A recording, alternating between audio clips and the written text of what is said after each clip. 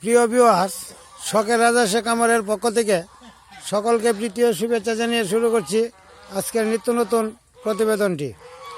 যারা দেশে এবং বিদেশে, কাছে এবং দূরে থেকে যে সকল ভাই বোন বন্ধুরা আমার ভিডিওগুলি প্রতিনিয়ত দেখেন, তাদের প্রতি রইল আন্তরিক প্রীতি ও শুভেচ্ছা। আজকে আপনাদের সাথে একটা বিষয় শেয়ার করব। আজকের প্রতিপাদ্য বিষয় হচ্ছে ডিম পাড়া মুহূর্তে এবং উমে বসার মুহূর্তে এবং বাচ্চা ফুটানোর পরবর্তী মুহূর্তে হাঁসের স্বাস্থ্য সুরক্ষার জন্য কি করণীয় এবং কি করবেন, এই বিষয়টা আপনাদের সাথে আমি শেয়ার করব। যাই হোক প্রিয় ভিউয়ার্স, যারা আমার চ্যানেলটি এখনও সাবস্ক্রাইব করেন নাই, সাবস্ক্রাইব করে নিত্য নতুন ভিডিও পাইতে বেল আইকন বেলটি বাজিয়ে রাখবেন।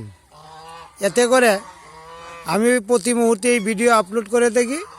আপলোড করার সঙ্গে সঙ্গেই আপনার ইউটিউব নোটিফিকেশনে আপনার মেসেজ চলে যাবে। আজকে আপনাদেরকে নিয়ে আসছি কচুরিপানা খাওয়ার একটা চিত্র দেখানোর জন্য। যাই হোক প্রিয় ভিউয়ার্স, আমার হাঁসগুলি প্রতিনিয়ত কচুরিপানা খাওয়ার জন্য খুব ব্যস্ত থাকে এবং আমি খাইয়ে থাকি। কচুরিপানা কোনোভাবেই ক্রয় করে আনতে হয় না। এখানে সেখানে ডুবানালায়, খালবিলে, যে কোনো জায়গায় পাওয়া যায়। এখান থেকে যদি কচুরিপানা সংগ্রহ করে আপনার হাঁসগুলিকে খাওয়ান, কষ্ট অনেক কমে আসবে। হাঁসের সংখ্যা বেশি হইলেও কোনো সমস্যা নাই, খরচ কমে আসবে। আপনি কম খরচে কচুরিপানা দিয়ে রাজহাঁস পালন করতে পারেন।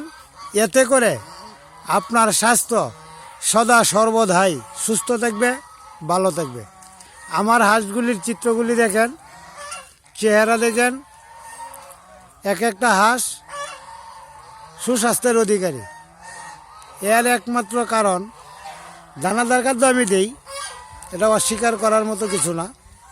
কিন্তু দানাদার খাদ্যের পাশাপাশি দুবরা ঘাস পায়। এখন অগ্রহায়ণ মাসের প্রায় মাঝামাঝি সময়, তাই দুবরা ঘাসটা একটু কম।